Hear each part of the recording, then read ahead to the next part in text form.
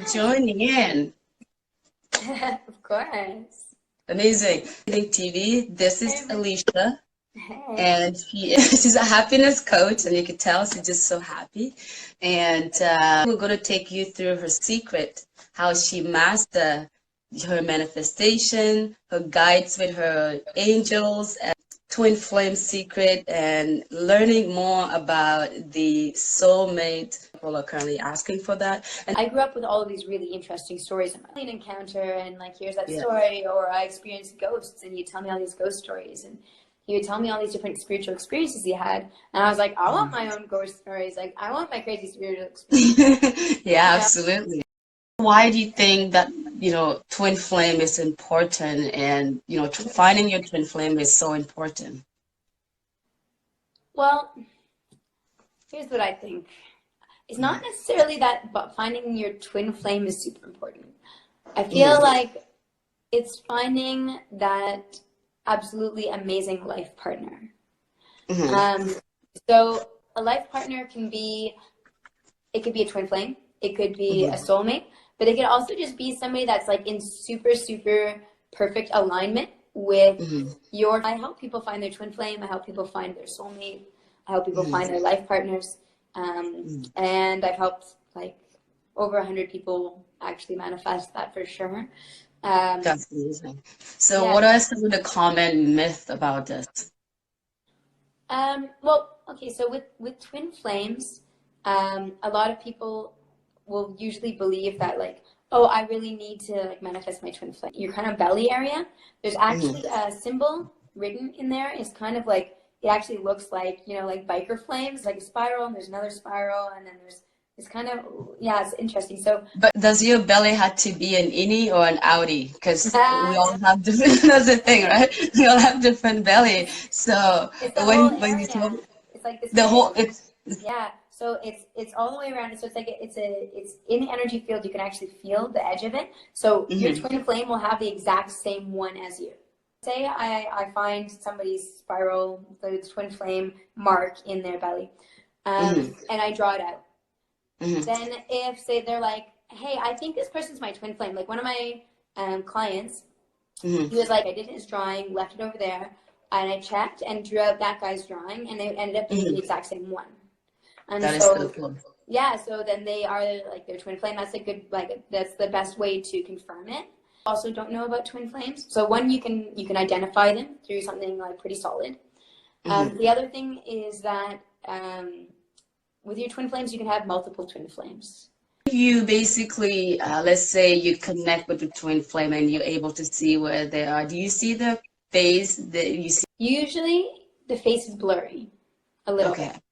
Okay. Usually the face is blurry until you're ready to see it.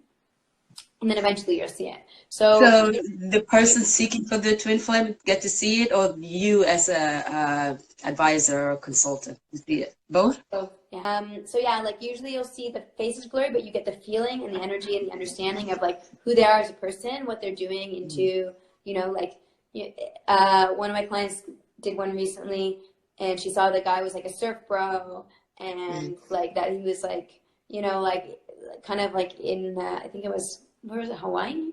Something like that.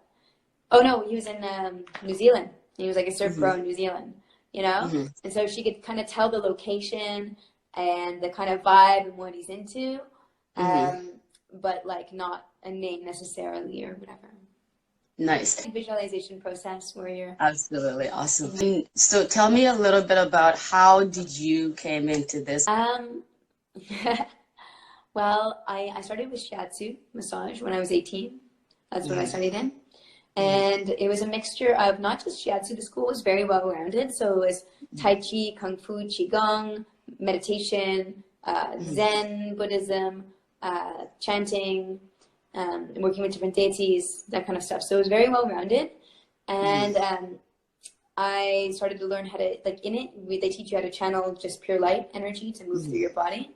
And I realized I was working with my clients, but they kept coming back every week, and it was really frustrating. I was like, I feel like I'm doing wrong by them by not actually fixing the problem, So I was like, I want to know how to actually perfectly clear the issue, because I felt like I wanted that to work really well for them, Yeah. So I learned Reiki, energy healing, because I thought that might be part of the missing puzzle. But my intention was always to really help people clear their karma. So while I was working on people, you know, I'd be like pushing this part of their body and they'd get a memory show up. And I was like, okay, well, seems like the core is memories and beliefs and whatever's there, but like, I want to go further into this. So anyways, I ended up having this sexual abuse happen, and I couldn't walk for a year and a half. I ended up learning how to lucid dream because I was like, well, I can't walk. I might as well make use of this time and spiritually grow. Right. So as I dreamed, astral traveled. My dad taught me how to astral travel, so I learned how to astral travel there. And I started talking to different beings in those realms and learning how to communicate. So I was talking to different alien beings and different light beings and all kinds of things. So, and I was living with some people that were clairvoyant. So when I would wake up in my regular life, be like, I think there's something over there. I'd be like, yeah, it was just like in the living room earlier, you know? And or I'd be like, hey, there's a ghost over there. Yeah, he was up in my bedroom and he's like super annoying. Like we would be able to ping information back off each other, which was awesome. And then I encountered angels, and like I was in this workshop with my mom. Once I started walking again, we went to it, and I was like holding this pose, and you're supposed to see visuals. I wasn't seeing anything, but I could see behind me there was a bright white blue light being, and there's one behind each person in the circle, one in the middle, and it felt like a warm hug. Like your hair wasn't on end like it is with ghosts. It wasn't like uncomfortable. It felt like just pure love. I was like, what is this? And at the very end, this teacher was like, hey, something amazing happened. There's angels in the room, one behind each of you and one in the center. I was like, amazing. Oh my God, it's awesome. So the next day I bumped into a friend around the same corner, actually, who I know talks to angels. And I helped him overcome, you know, alcoholism. He'd been an alcoholic for 40 years. And so I'd helped him a lot in his life because he got his son back and all these things. So he's like, hey, I'll just teach you. You know, I realized I would just like add these tools to my tool belt because it worked so damn well. And I didn't realize, but I was being taught this like perfect system for healing people's karma and helping them manifest and become their best self. And I didn't realize that was what was going on until it all kind of clicked at one point. And then I was like, oh, that's what's going on here. I was like, well, amazing. Like you actually, like they actually taught me exactly what I wanted to learn, which is how to clear karma, how to help people be like their best ultimate selves and like actually like be free to be themselves and how to manifest the life that they want and actually be on the path that they want to be on. So I was like, fuck yeah, like absolutely, I'm going to do this. So I ended up doing that for like 10 years, like on one-offs. And then I helped like a ton of people like do like the craziest things. Like, you know, so many people manifested their life partners, like their dream jobs. They're like, even just like this last month, like, or last 2 months, I had a round of clients for 5 months. And at the end of it, everyone's kind of finishing around the same time. So it was like everyone like hit the same jackpot around the same time, which is kind of cool. That's amazing. So, yeah. So like everybody manifested exactly everything on their list, which is insane. So that was like their dream position at their job, or, you know, like one of my clients, I don't know, he's like, I'm going to have to leave my job because I really don't like it. Like the only way I would stay is if I got like a better position. And then they offered him the VP position because that's amazing. Their blocks are that even if it's like energetic, you know, the blocks create, like they don't make room for those things to come in. But once you remove those blocks, then there's space for that to come into their life. So, yeah. How do you remove blocks or karma from someone? So they find their own blocks. So they open their pineal gland, they're looking through their body, and they go, oh, there's some tension here, there's some heaviness, there's some emotion in here, there's anxiety, whatever that is. And then we pick each point, and I can see what's in each, kind of just like, it's usually like a cord. So it's like an energy area. So usually the belief is stuck there, the memory of the first time, and then every other memory of that same belief is added on top of it in that area. So what I help them do is see a color, texture, and then they get to see whatever's memory is usually the strongest, which is usually what would come up in a normal therapy session. Is they would be like, oh yeah, this childhood memory, and they remember that one, but they don't remember when it really started. They remember the most strong one. But what I do is like, so say you know, maybe there's like 10 here, and then there's like another 30 times it's happened, right? So maybe the 10th time when they're like 13-year-old is the easiest to remember because it was the strongest, the most intense, right? Mm-hmm. But actually, it started when they were like 2. So what I help them do is like once you're connecting to the area of the body, you can actually go all the way back to the very point that you decided that belief. Mm-hmm. Even if you're 2 years old, even if you're in the womb, you can see the moment that you decided it, and then you get to change your perspective and say, oh, actually, that's not true. This is true, you know, and you teach that little inner child the new way of seeing things. And once you've created a new belief pattern to replace it, the lie doesn't exist once the truth exists. So, yeah, so you just use that new belief and copy and paste it on all the other times that you've ever believed it until it's actually completely clear. And then you actually clear the energy out, because usually negative, dark energy is usually built up around the area as well. So you're clearing that out, and that heals the body, and that allows the blood flow to move, because what ends up happening is actually blood flow moves around stuck energy. So say I have it here, it'll move around it. And so actually the veins will rewire once you're done doing this work, which will make, like, say you have physical pain from this, like, which often happens, it'll actually start to go away. Or anxiety or triggers, like say you have a fear of like somebody leaving you. You don't know why, right? But then maybe you end up going into a past life, or you end up going into a memory that shows you why, and you heal it. Then when somebody leaves you, you don't get that like, oh, feeling. It doesn't like hurt. It doesn't hurt the same. You don't physically feel it the same. It ends up, I feel like maybe certain levels, like more like just the pure grieving. But the pain is so different. It is so different. Yeah, it's really interesting. Like now, when people die that I love, I don't freak out. I don't cry. It's not. I just don't need to, because I feel honestly that they're in a great place. I can check on them, and I also just don't have those triggers and fear of death anymore. So, what are the difference between twin flame and soulmate? Well, soulmate is more like a soul group. So it's people that are very similar, like a very similar energy to you. Whereas twin flame, like I was saying, is usually actually split from your energy. So soulmate is more like, it's people that are very similar to you. So it's like their energy, their path is kind of like more aligned. It's like they're kind of in the same. They have the same traits, the same goals, same kind of vision of their life. And then often when that's the case, you'll have also past lives with those people.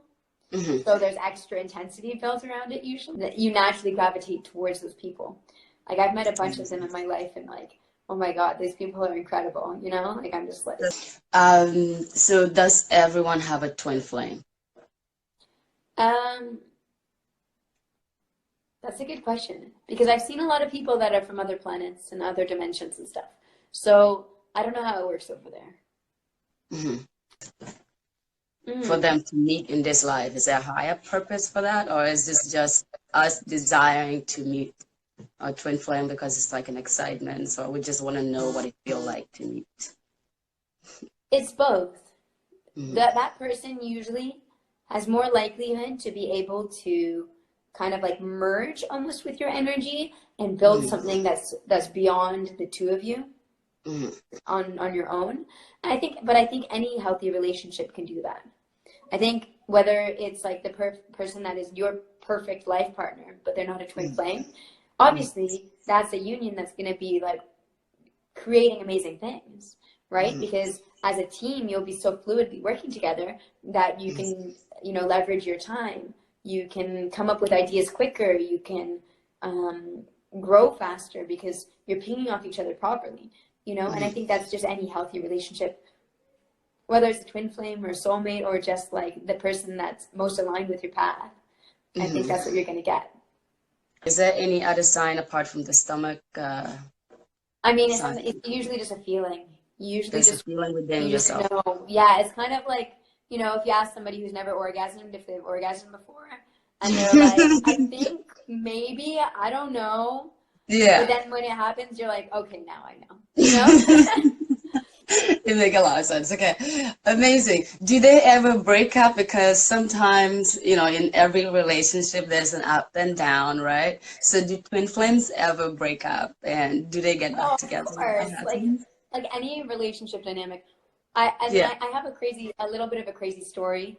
It's a little bit of a long one, but it's worth it. I was with the guy with the twin flame that I was saying I was like most connected to that way. Hmm.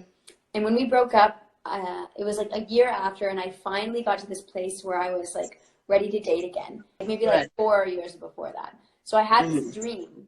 I had this dream, and in this dream, there's this guy, and he was like naked in front of me. He had this tattoo on his arm. He's like, I'm your soulmate. I'm looking for you. Find me." And he was like so strong, like, "Find me." And he told me his Oh, name was nice. Anjay or Andre or something like that, Andrew. I didn't really Hmm. know what it was. And my friend was in the dream holding space, and she's a shaman. She's like a really, really powerful shaman. So she was in the Right. dream holding space, Hmm. and I woke up and I was like, I have to remember this dream, and I forgot it. So, anyways, fast forward maybe like 3 weeks later, and I see the girl in my that was in my dream, and I'm like, "Oh, how's it going?" And she's like, "Alicia, I was in that dream with you. Your soulmate's trying to find you. Remember everything you can." And then all of a sudden, it all like flashed before my eyes, and I remembered everything. That's amazing. So I was like, "Oh right, yeah, like Andre, whatever, tattoo, something like that." So, Mhm. anyways, I was in this field watching the stars, and I was like, "Okay, like." God, like universe, I'm ready to like manifest this person now. Like Mhm. maybe that means I'm going to South America. I don't know, but like I'm ready Mhm. to manifest this person now. Good. And I felt this shiver throughout my whole body, and like it all like felt like it was glowing light. And I go back to the city. So I was walking down the street, and they said like Archangel Michael was like turn left and like go in here. So I just didn't know. I didn't even know what door I was walking into. Like I could have been walking into somebody's house, but like Mhm. I just walked into this place, and then it was like a chocolate shop, and I was like, "Oh, you know me so well." And he's like, "No, no, no, it's not about the chocolate. Ask that guy out." This chocolate chop. Okay. So there's a guy that was like the manager there. I didn't know that, what, but the manager there, and they're like, Mhm. "Ask him out," and I was like, "Oh shit, okay." He was like super beautiful, like green eyes. He was so gorgeous. I was like, "All right, sure, why not? Fuck it, I'll try it." And And so this is your angel guiding you to meet this person, correct? yeah. Okay. So anyways, I asked him out, and he's like, "Yeah, sure." And we were messaging, and it's great, and we end up like going on a date and being like intimate, and like while we're intimate, it's like so intense, right? Mhm. And then I look and I see his tattoo, and it's the same tattoo, and his name was Andrew, and I was like, "No, this is like literally the next day." After You're I like, asked the you were universe, the guy I was looking for. yeah, I was like, "What the fuck?" And so I was like, "Were you in South America like 5 years ago?" Because like I had this dream, and I told him about the dream. He's like, "Yeah, actually I was, and my dad lives there, and my dad was doing all this weird dark magic shit, and so like I'm not surprised that somehow that message got through." That's So wonderful. so it was super funny, but then like as a person, it didn't click right. Like he didn't. He's like I don't want to be in a relationship. Like he was like really bad at messaging, and like it was Mhm. just like it was like super weird. And I was like, Mhm. okay, well, like I can manifest what I want. I can say, hey, I want to meet my soulmate, but it doesn't mean that they're ready or that they're actually the right person, even if Mhm. they're reaching out. So Mhm. it's like your soulmate and your twin flame might not actually be the right person for you, Mhm. but it's still an interesting like it's a really interesting connection still. Amazing. That is quite Hey. wonderful. Hi. Thanks. Welcome in. Okay, so we're going on to the next question. Will you ever reunite with your twin flame? Let's say if you break up. Is there that chances that you could maybe go back with Of them? course, yeah. I mean, like with any relationship, right? It's Mm-hmm. like, but it depends. Like usually, the reason it's not working is like with any relationship, right? The reason the relationship doesn't work is because of whatever circumstances or whatever growth needs to happen within the person, within how Mm-hmm. they react or relate to you. A Mm-hmm. lot of it's about is actually if you actually start doing this karmic clearing of yourself, you'll be actually showing up to a relationship super healthy. So you won't be Mm-hmm. like reacting out of fear and freaking out and jealousy and all this shit. You won't have that stuff to deal with in the same way. Mm-hmm. So it's like if both partners can clear their karma out, man, they are going to be awesome. But I think Mm-hmm. that needs to happen first, because whatever baggage is going on inside is going to damage the relationship. You know, whatever like unhealthy beliefs or unhealthy like worries or fears, whatever, that's what creates tension. That's what makes relationships not work out. Is it true that most twin flame have to clear their karma before they meet? Like they have to finish their inner works, all of that? Maybe not entirely, but yeah, no, you don't need to, but it does help for sure. It does help. Okay, amazing. Are twin flame always romantic partners? No. No, When it I could was telling be. you the story about that friend of mine that he was Oh, like this yes. guy, they were business partners. It was like my mom used to be my child, and it was actually really What? interesting. No, Yeah, no, no, sorry. yeah. So in a This past is life, amazing. yeah. So in a past life, my mom and my other friend Maria. So my mom's name is Maria. My friend's name is Maria. Hilariously enough. And my friend Maria is the one that was living with me and helping me kind of ping off of being like, oh, what's that over there? Oh, that's an angel or whatever. So anyways, the two of them were my daughters in another lifetime. And Wow. it was really interesting because they both saw the visions of it. And I saw the vision of it.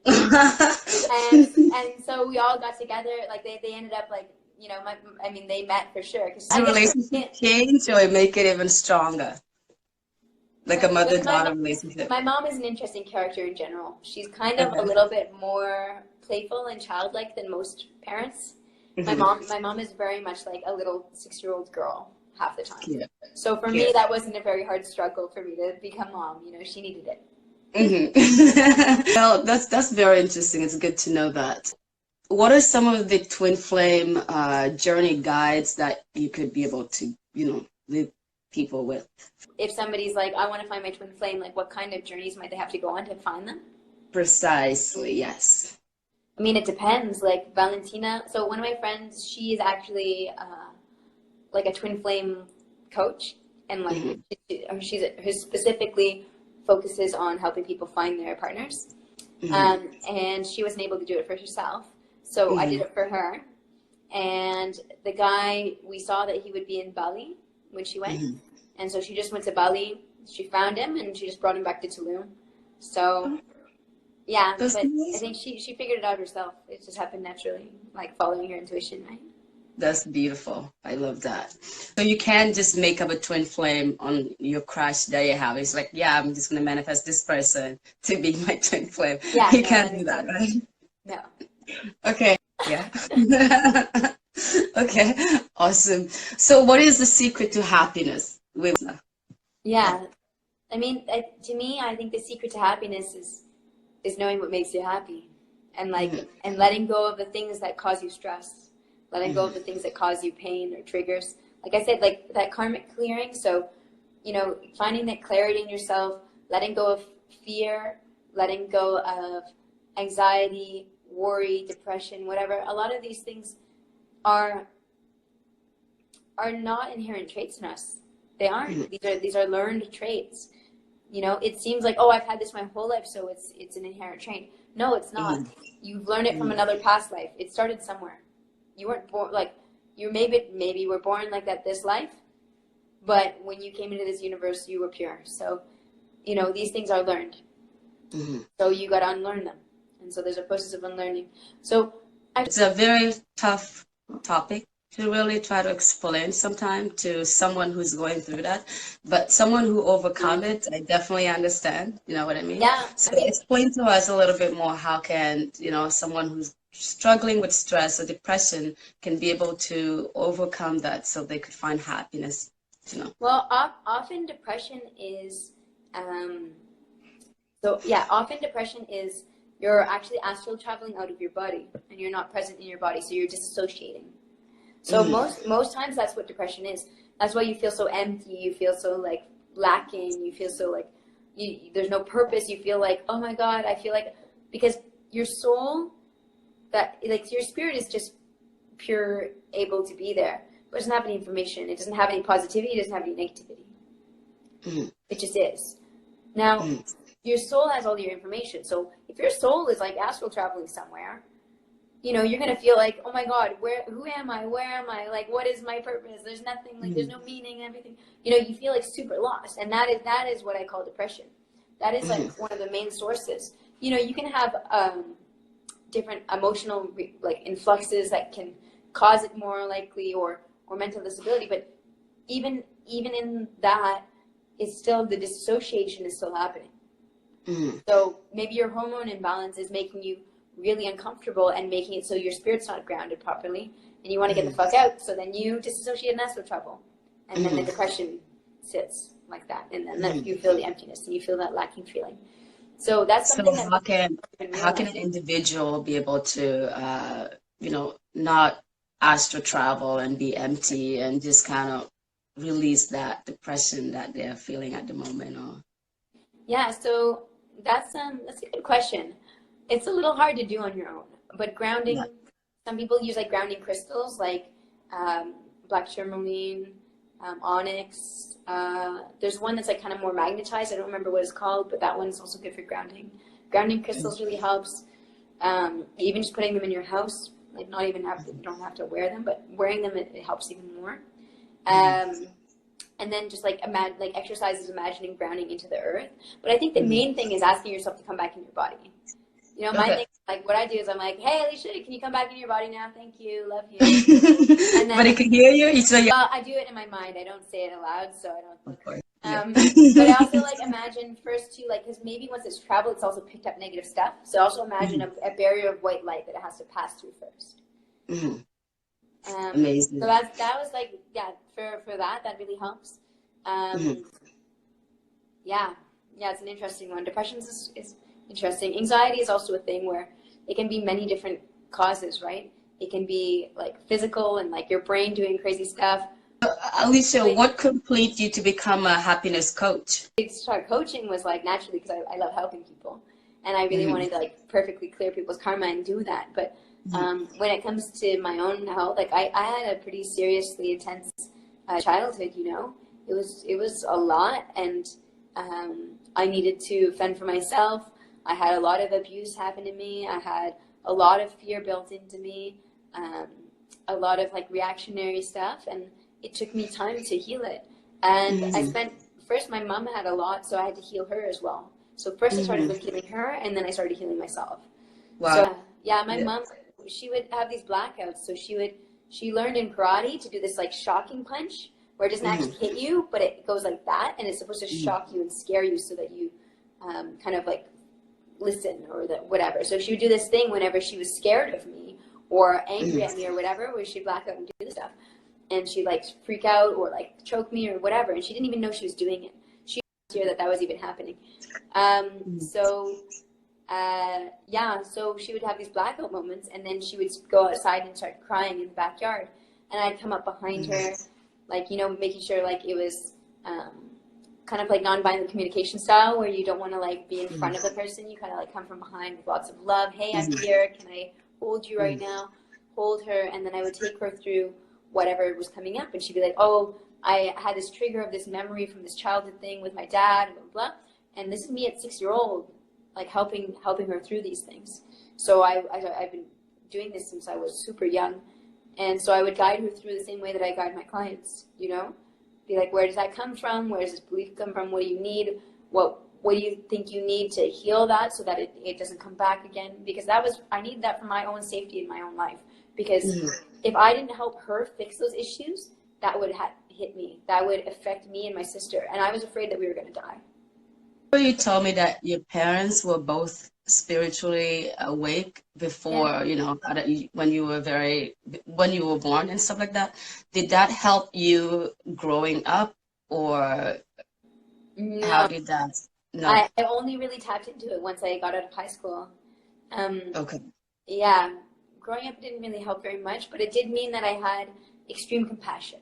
So if anybody say there's a kid at school that was being like really mean or whatever, like I had so much compassion. I was able to just be there, so much love for everybody. And I could see when somebody was acting out of aggression or upset, I would know that it was because of their own pain. And like my parents taught me that. So that was very valuable. You know, knowing that it's maybe not about me. Mhm. So that was really awesome. And then, but yeah, like most of my spiritual stuff actually happened. I went to a festival when I was 18, just before going up to, I mean, just before prom, actually. I went Mhm. to like a hippie festival. My friend bought me a ticket, and I did mushrooms for my first time. And I remember I was walking around the forest, and I was actually running through the forest barefoot, like running Mhm. full speed. I like Mhm. wasn't looking at the ground, but there was like rocks, there was like sharp stuff all over the ground. No, no Yeah. pain, like zero pain. Uh, It was crazy. I don't know how wow. I was so connected. And then I saw these trees, and I could feel that they were like feeling like the sound, the music from the stages was bothering the trees, and I could feel them all crying. And I just like laid on the tree for a moment, just like put my body on it and just like gave it love and started. And I never, my mom talks to trees, my mom talks to plants and stuff. So I was like, I'd never experienced anything like this before. And Mhm. then when I could feel the fucking trees, I was like, oh my God, I finally understand my mom. And so Mhm. I went, right after that, I walked down this path to, there was like a bunch of people all kind of like hanging out and playing live music. And it was like very hippie style. And there's this Mhm. pregnant woman there painting on her belly and stuff. And they're all singing this song that my mom used to play, which is like a super hippie song. It's like, Mhm. world creator, and earth mother, God is God, yeah, but I was just like, I was so annoyed by that song. I used to hate it, right? But then there's all these amazing people that are so warm in their heart, like really into it. And I was like, Mhm. oh, this is what my mom is on about. Like, okay, Mhm. like Mhm. now I understand her, and I can like forgive her, and like I can like start to like try and actually help her achieve really fully experiencing this versus being in all that pain.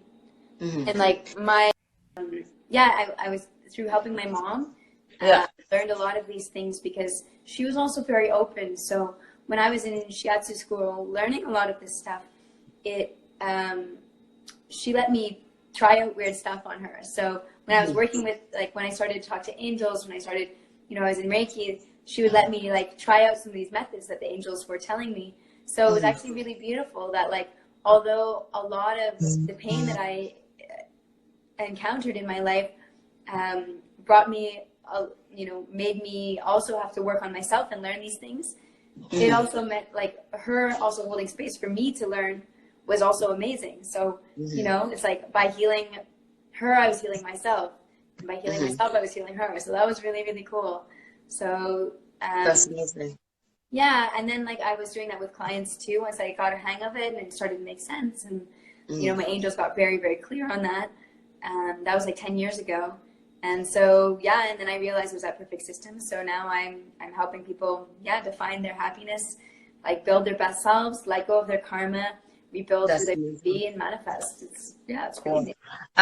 What are some of your Pacific roadblock to what are some of the Pacific roadblock to watch out for as far as, you know, not really twin flame, focus on manifestation. I guess we're going to that topic now. Sure.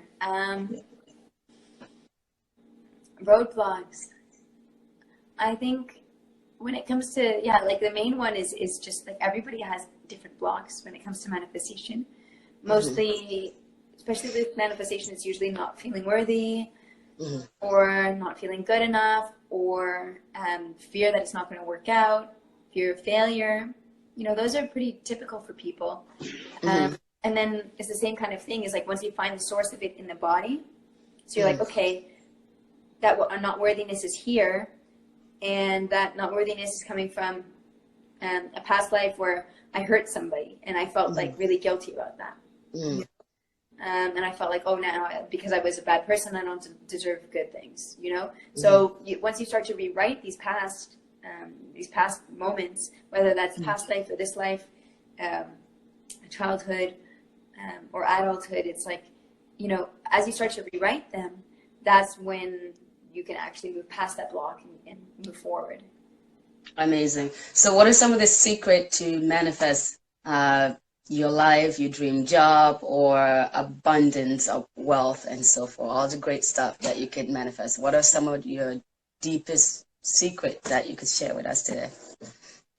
I mean, there's not much of a secret to it. It's a pretty easy process. The way that Okay. it works is like once you clear out your karma and you spend that time going in, okay, I have a block here, a block there, I have a sphere here, a memory, childhood, trauma, blah, blah, blah. Once you clear all that out, and then you're like, okay, I built my awesome new self. I like feel shiny and new and great.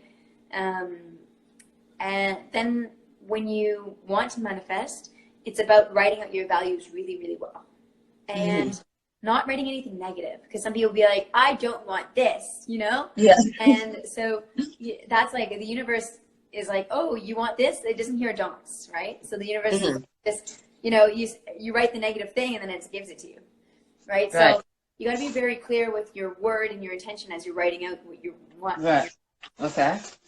Or your dream career, or, you know, usually I go partner, dream career, lifestyle, family, and hobbies. Those are usually the topics that I get people to write. And then as they're going through each one, it's like, yeah, so like to manifest my partner would be like, I want somebody who's honest, genuine, authentic, loves me for me, really good, clear communication, you know, non-judgmental, respectful, able to handle ups and downs, you know, able to be grounded, you know, successful, driven in their life, you know, whatever those goals might be that you're like, yeah, I want my partner to be like these things. So you pick up those qualities, and then you make a line and you write like the negative qualities that you don't want. So you go like, I don't want somebody who's physically abusive. I don't want somebody who's going to gaslight me, you know. I don't want somebody who's going to not be comfortable with me connecting with others.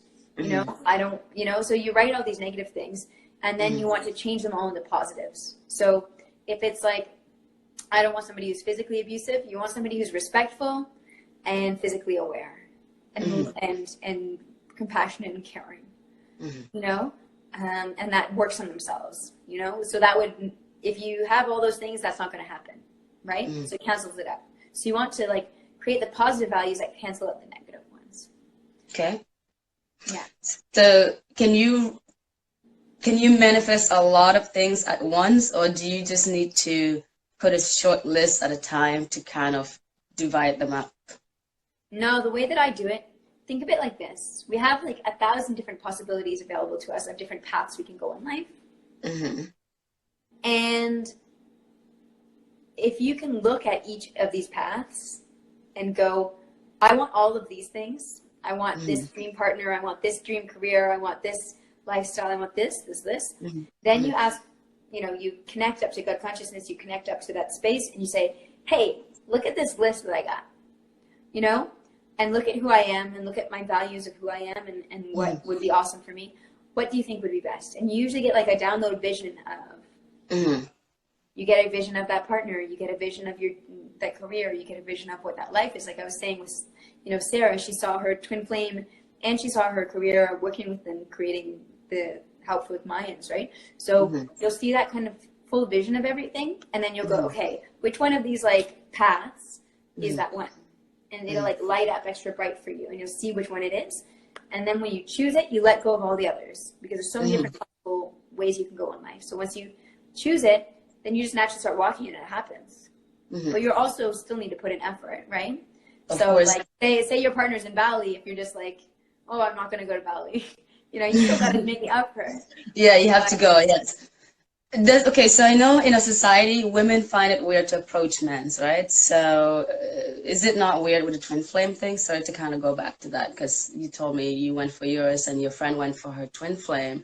Isn't it weird in a society how men sometimes, or some women think that it's best for men to approach them instead of the woman to approach the men? I think once you clear out your karma, you don't have any of those weird fears anymore. You just go for things. That's what's so cool about it. Because that's all like societal blocks. Those are that's still a block, right? You're no longer like, once you actually clear things out, you're not afraid of people judging you. Absolutely. You're being your best self. You're not afraid of being rejected. Yes, you don't care what anyone think of. No, you're just and that's what's so awesome, because you end up doing all these things that you would usually feel like so scared to do, or oh, so what are people going to think, or whatever. It's like you just feel what feels right and you do it. That's wonderful. And for manifestation, do you have to continuously keep looking at the list that you wrote down every day, let's say before meditation, before bed? because And you can sometimes take a when you, photo and burn it. sorry, you just write it down, burn it, or take a Well, photo of yeah, it. like, well, it's good to be able to have it as a reference for like when you do Okay. actually manifest all these things, so you can go, oh my Yeah. God, I did that, you know? Hmm.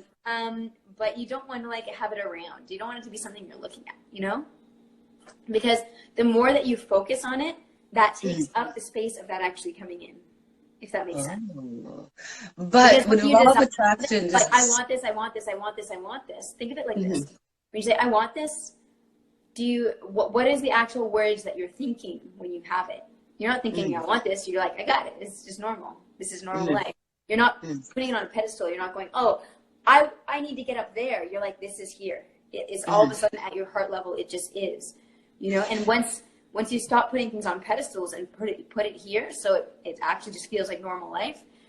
You can even like once you see the vision, it's almost like imagining like that's just normally what you do. So imagine like my vision is like being a super famous pop star. I would probably mhm, imagine myself like, you know, coming off stage, grabbing a bottle of water, going to the bathroom, like just normal things, so that it just feels like normal life versus like this mhm, like pedestal thing, mhm. right? Cool. Yeah, that's amazing. Yeah. Okay, that's wonderful. So, what are some of your favorite words that you use? I don't know. Let's say if you're feeling down, to just kind of boost your vibrations up. So I mean, it depends. If I'm being like, say there's negative beings that I'm kind of like experiencing, Omane Padme Om is Mhm, a Tibetan chant that's very helpful for wishing well for other beings. So mhm, that one's really awesome. Um, and just like Oma, it opens your heart naturally. To remove spells, the best way to remove spells is actually gold light. So spells are written in your aura. There's writing. So you can oh, actually find the writing and then you imagine gold light coming through the writing and melting it. But what you can do is also, if that's too difficult, if you can't find the writing yourself, you can actually just imagine gold light, almost like liquid gold, coming through your body and clearing and going into the earth. mhm. If that, Interesting. That's amazing. also rose water. Rose water is really good for that. Do you spray it on yourself, or do you Yeah. just kind of like put it somewhere and? Spray it everywhere. Or put it in a bath. You want to like dunk Um, yourself in it as much as possible. that's awesome. Well, one last question. Yeah. Can you help me find my twin flame? I mean, don't we all? Yeah, but I guess the thing is, usually my favorite thing is I really truly believe in putting the other person in the power seat to be able to experience Absolutely. it themselves. Mhm. So for me, like I could ask and tell you, which I can just do if you like, but I feel like it's way more I would powerful if love. you feel it and experience it yourself. I would love though, because if you say we have multiple twin flames. You want to find your twin flame or like your dream life partner, like the most perfect person aligned. Like what's Right now, let's just focus on twin flame. yeah. I want to find my twin flame. Yeah. How can you help me in this process? Close my eyes. I'll ask the guides and see.